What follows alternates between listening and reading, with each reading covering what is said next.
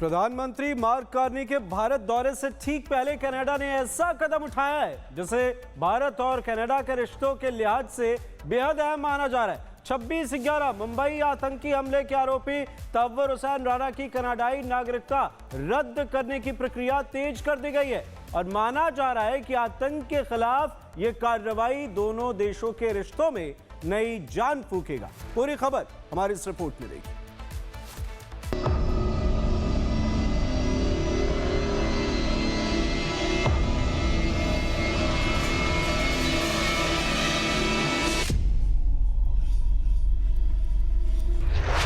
मुंबई हमले के मास्टरमाइंड पर बड़ा एक्शन।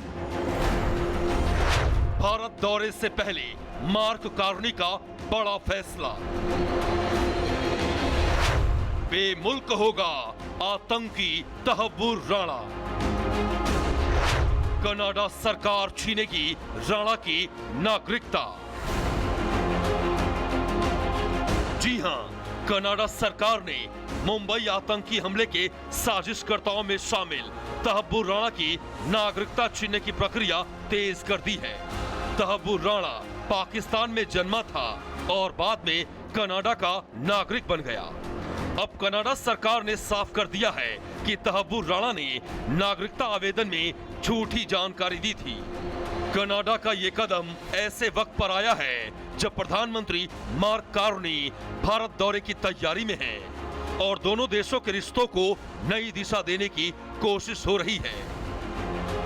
कनाडा की इमिग्रेशन एजेंसी की रिपोर्ट में साफ लिखा गया है कि तहव्वुर राणा ने अपने आवेदन में दावा किया था कि वो पिछले 4 साल से ओटावा और टोरंटो में रह रहा था और सिर्फ 6 दिन के लिए ही देश से बाहर गया था।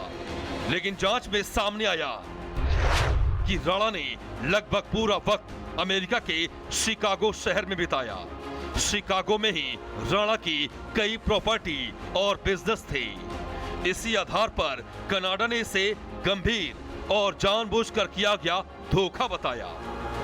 कनाडा ने साफ कर दिया है कि तहव्वुर राणा ने नागरिकता कानूनों का उल्लंघन किया है। ये एक बहुत अहम फैसला है। कोई भी देश अपने सिटीजन की सिटीजनशिप नहीं ले सकता। बहुत ही क्रिटिकल केसेस में ऐसा हो सकता है। कनाडा जो कर रहा है वो ये कह रहा है कि राणा ने जो कनाडा की सिटीजनशिप ली थी वो फर्जी डॉक्यूमेंटेशन के बेसिस पे ली थी। ये एक बहुत बड़ा कदम है, बड़ा स्ट्रेटेजिक है और हाँ, विदाउट डाउट ये कैनेडियन सरकार और पीएम कार्नी की तरफ से भारत को एक सिग्नल है कि हम आपके साथ खड़े हैं आतंक के खिलाफ। आपको बता दें कि तहव्वुर राणा वही नाम है जिसका कनेक्शन भारत के सबसे भयावह आतंकी हमलों में से एक 26/11 मुंबई हमले से जुड़ा है। इस हमले में 166 लोगों की जान चली गई थी और सैकड़ों लोग घायल हुए थे। जांच एजेंसियों के मुताबिक तहव्वुर राणा इस हमले के मुख्य साजिशकर्ता डेविड कोलमैन हेडली का करीबी सहयोगी था। राणा ने हेडली को भारत आने, ठहरने और रेकी करने में मदद की थी। यही वजह रही कि भारत लंबे समय से राणा के खिलाफ सख्त कार्रवाई की मांग करता रहा। अप्रैल 2025 में अमेरिका ने तहव्वुर राणा को भारत प्रत्यर्पित कर दिया था। इसके बाद दिल्ली पहुंचते ही तहव्वुर राणा को एनआईए ने गिरफ्तार कर लिया। भारत में राणा पर 26/11 आतंकी हमले की साजिश, आतंकियों को मदद और फंडिंग जैसे गंभीर आरोपों में मुकदमा चल रहा है। अब कनाडा की ओर से नागरिकता रद्द करने की प्रक्रिया ने भारत के रुख को और मजबूती दी है। कनाडा की सरकार इसकी जो नागरिकता है उसको वापस लेगी क्योंकि कनाडा के जो प्रधानमंत्री हैं वो आना चाहता है यहाँ पर भारत में, उससे पहले ये करेंगे। इसमें कोई उछलने की बात नहीं है क्योंकि बहुत से लोग होते हैं स्टेटलेस, वो भी गुनाह करते हैं, उन्हें सजा होती है। तो बड़ी अच्छी बात है कि इसकी जितनी प्रॉपर्टी है कनाडा में वो भी जब्त कर ली जाए और फिर इसके परिवार को भी वहां से बाहर निकाल दिया जाए। भारत लंबे समय से कहता रहा है कि आतंकवाद के मुद्दे पर किसी भी तरह का समझौता नहीं होगा। कनाडा का यह फैसला भारत के उस स्टैंड का समर्थन है। विशेषज्ञ भी मानते हैं कि तहब्बुर राणा पर कार्रवाई कर कनाडा ने ये साफ संकेत दिया है कि वो भारत की सुरक्षा चिंताओं को गंभीरता से ले रहा है। ये फैसला सिर्फ अतीत के जख्मों पर मरहम नहीं है, बल्कि भविष्य की साझेदारी की नींव भी है। प्रधानमंत्री मार्क कार्नी 26 फरवरी से 7 मार्च तक भारत, ऑस्ट्रेलिया और जापान के दौरे पर रहेंगे। मार्क कार्नी सबसे पहले मुंबई और फिर दिल्ली आएंगे। दिल्ली में पीएम मोदी और मार्क कार्नी की मुलाकात होगी। इस दौरे में व्यापार, ऊर्जा, टेक्नोलॉजी और एआई जैसे अहम मुद्दों पर समझौते की उम्मीद है। 2024 में दोनों देशों के बीच व्यापार 30.8 बिलियन डॉलर था, जिसे 2030 तक 70 बिलियन डॉलर तक पहुंचाने का लक्ष्य है।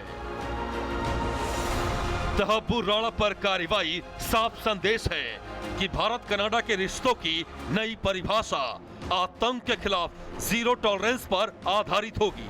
कनाडा का ये कदम भारत के लिए सिर्फ एक कूटनीतिक जीत नहीं है, बल्कि उन 166 लोगों के लिए न्याय की दिशा में एक मजबूत संकेत है, जिन्होंने 26/11 में अपनी जान गंवाई थी। बहरहाल, भारत के दुश्मन पर सख्ती और दोस्ती की ओर बढ़ता कदम, मार्क कार्नी का ये कदम सिर्फ एक प्रशासनिक फैसला नहीं है, इसे भारत कनाडा रिश्तों में भरोसे की नई नींव के रूप में भी देखा जा रहा है। Bureau report, Republic Bharat.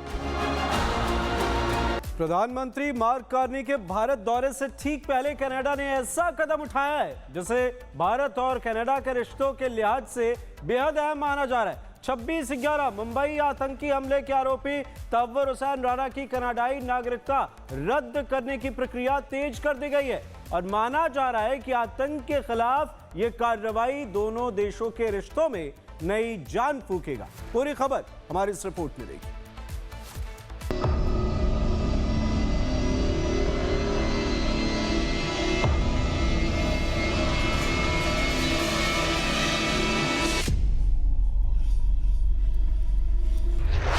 Mumbai हमले के मास्टरमाइंड पर बड़ा एक्शन। भारत दौरे से पहले मार्क कार्नी का बड़ा फैसला। बेमुल्क होगा आतंकी तहव्वुर राणा। कनाडा सरकार छीनेगी राणा की नागरिकता। जी हां, कनाडा सरकार ने मुंबई आतंकी हमले के साजिशकर्ताओं में शामिल तहब्बुर राणा की नागरिकता छीनने की प्रक्रिया तेज कर दी है। तहब्बुर राणा पाकिस्तान में जन्मा था और बाद में कनाडा का नागरिक बन गया। अब कनाडा सरकार ने साफ कर दिया है कि तहब्बुर राणा ने नागरिकता आवेदन में झूठी जानकारी दी थी। कनाडा का ये कदम ऐसे वक्त पर आया है जब प्रधानमंत्री मार्क कार्नी भारत दौरे की तैयारी में हैं और दोनों देशों के रिश्तों को नई दिशा देने की कोशिश हो रही है। कनाडा की इमिग्रेशन एजेंसी की रिपोर्ट में साफ लिखा गया है कि तहब्बुर राणा ने अपने आवेदन में दावा किया था कि वो पिछले 4 साल से ओटावा और टोरंटो में रह रहा था और सिर्फ 6 दिन के लिए ही देश से बाहर गया था। लेकिन जांच में सामने आया कि राणा ने लगभग पूरा वक्त अमेरिका के शिकागो शहर में बिताया। शिकागो में ही राणा की कई प्रॉपर्टी और बिजनेस थे। इसी आधार पर कनाडा ने इसे गंभीर और जानबूझकर किया गया धोखा बताया। कनाडा ने साफ कर दिया है कि तहब्बुर राणा ने नागरिकता कानूनों का उल्लंघन किया है। ये एक बहुत अहम फैसला है। कोई भी देश अपने सिटीजन की सिटीजनशिप नहीं ले सकता। बहुत ही क्रिटिकल केसेस में ऐसा हो सकता है। कनाडा जो कर रहा है वो ये कह रहा है कि राणा ने जो कनाडा की सिटीजनशिप ली थी वो फर्जी डॉक्यूमेंटेशन के बेसिस पे ली थी।